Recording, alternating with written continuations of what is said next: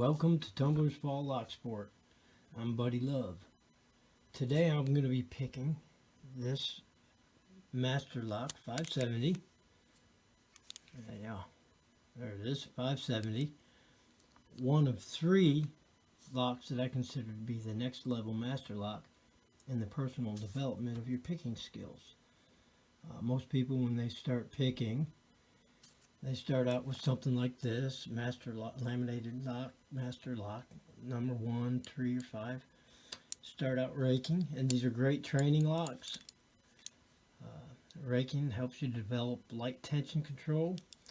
And once you get raking mastered, then most people jump into single pin picking, and that'll help you develop, your pick placement and develop a feel for feedback in your pick hand and your tension hand.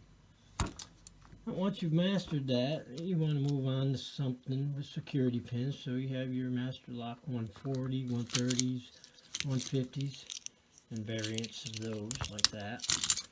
And then, which have security pins.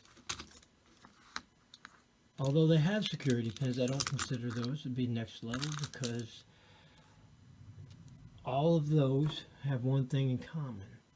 You can use heavy tension on these locks, bind all the pins all at one time, and take a good sturdy heavy pick and force each pin to the shear line and open them up.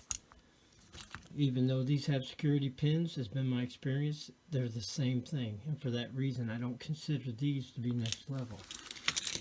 But these three, however, require light tension, exact pin placement, and a lot of finesse. So today I'm going to be picking this one.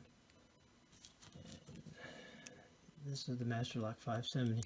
This is the key bidding, and I'm going to be honest, I'm not real happy with the bidding. I ordered this one on eBay, so I didn't get to look at the key bidding. I got what I got. Usually when I go to the store, like most everybody else, try to get a peek at the key, shake the package till you can see the key, and pick the key with most radical bidding, but I was unable to do that. So this is what I have, and that's what I'm going to use. But the principle's the same. It's going to require light tension. This is a dead core, that's why I chose this one first, meaning there's no spring tension at all. Unlike the laminated master locks and the other locks,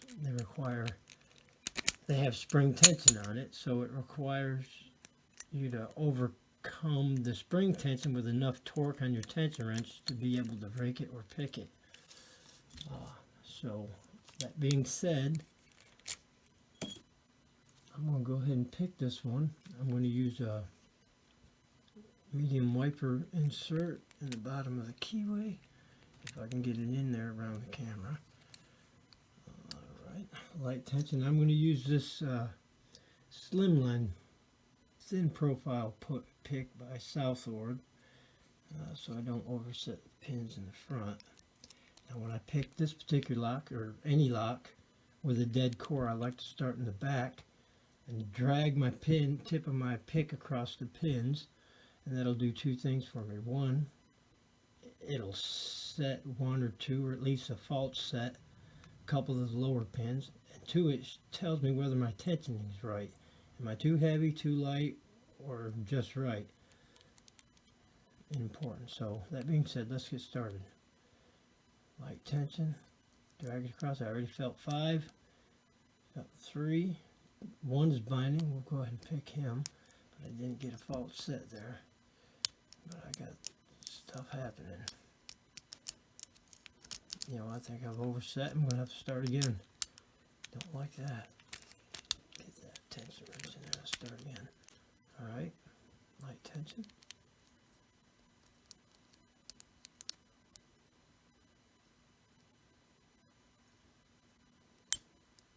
That was 1, got a fault set.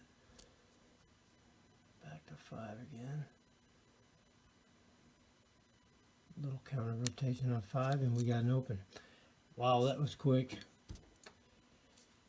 Well, Like I said, I'm not real happy with the bitting on this key. But the principle's the same. You have to have light tension and finesse the pins a little bit. But I set a few of them on the way out when I dragged it. Next time I'm going to be picking this 532. This is the key bitting on that, and this one is much more challenging. So until next time, remember,